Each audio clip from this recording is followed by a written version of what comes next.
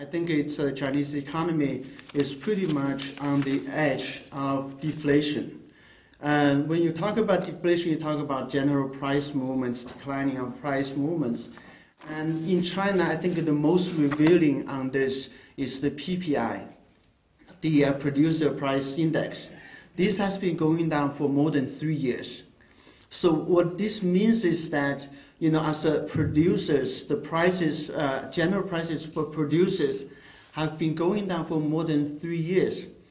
And if we take the price index, producers price index 3 years or 4 years ago as 100, now it's close to 90. That means the price has gone down overall, cumulatively, for more than 10%.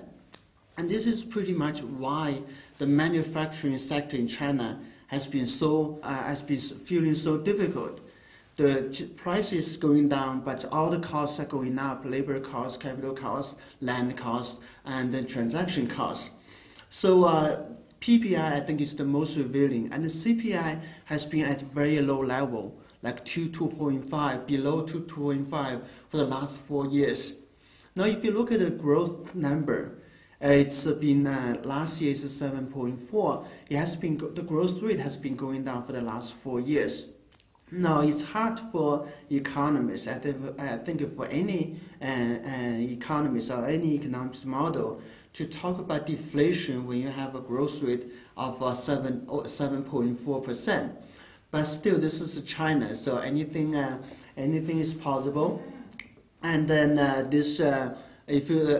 think to some extent, this is the Chinese characteristics, and to the other extent, I think sometimes we become a slave of the number we create by ourselves. So we can't take the growth number too serious sometimes, and relative movement of the growth rate probably is more meaningful.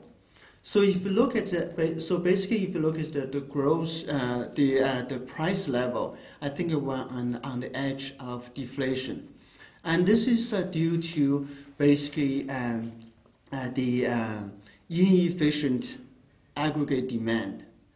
Inefficient aggregate demand mostly is driven by the low investment incentives.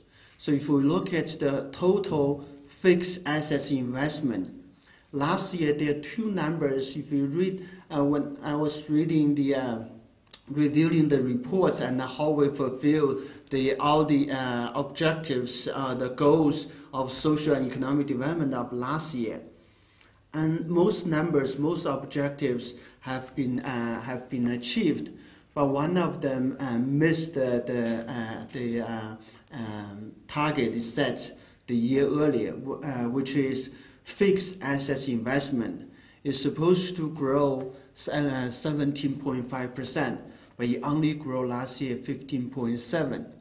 And so this shows that the investment incentives are inefficient.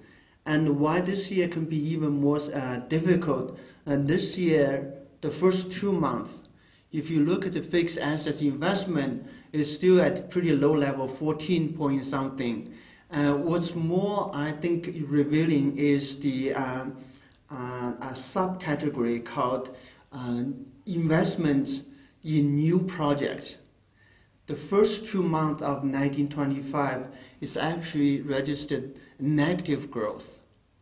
And this is very rare in China. The investment has been one of the most important driving forces for Chinese economic growth, for good and for bad. But one thing for sure, if investment slows down, economies will slow down for sure. And the investment growth level in China has been at 2018, 17, 16. Now it's a 15% level. But now the first 2 months actually registered negative growth, which I think is very alarming. So overall, I think all the signs points to slowing down, accelerating slowing down, and at the danger of falling into deflation. So that's the general view. So basically, it's very difficult.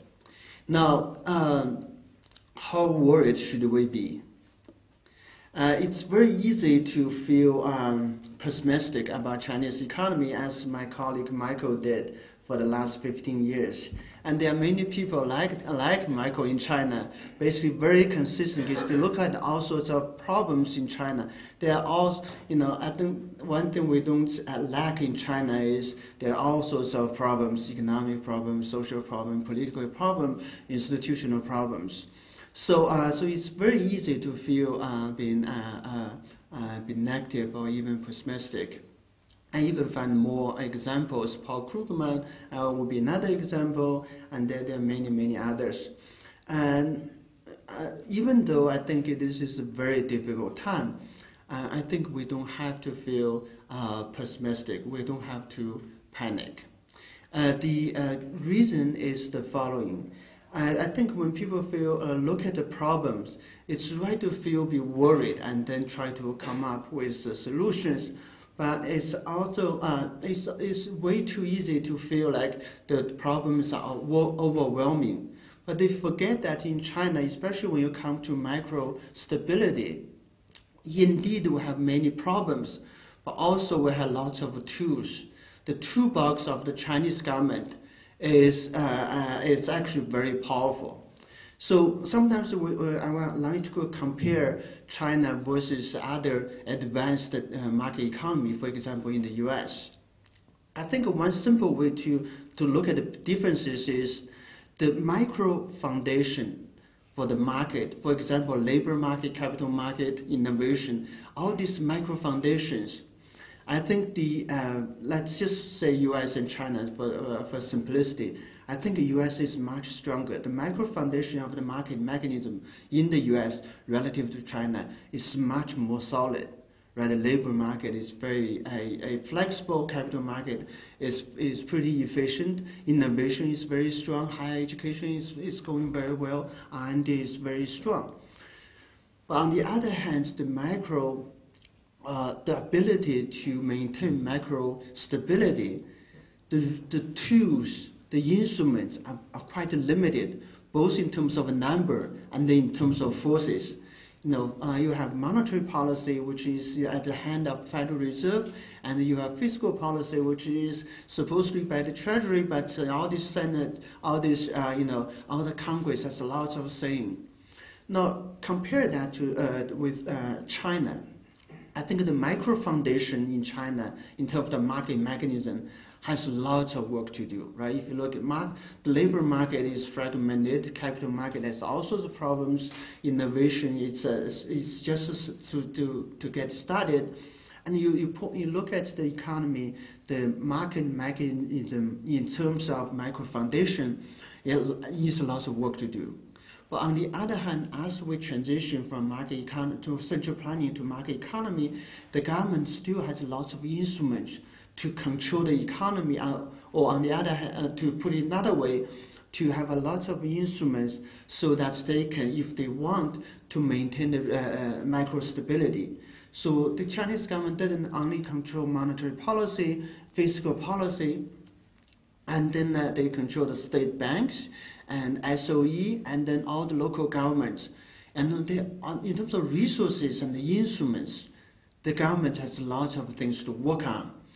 I mean, for good or for bad, it doesn't mean that they all use the instruments in the right way, but it's powerful enough, forceful enough, so if they want to, if the priority is to maintain stability in the short run, I think they have the ability and the means to achieve that. I think that's the point. Sometimes people often feel like people missed. People feel there's so many problems, and the next thing is that it's gonna collapse. People have been making this prediction for 15 years without looking at this aspect.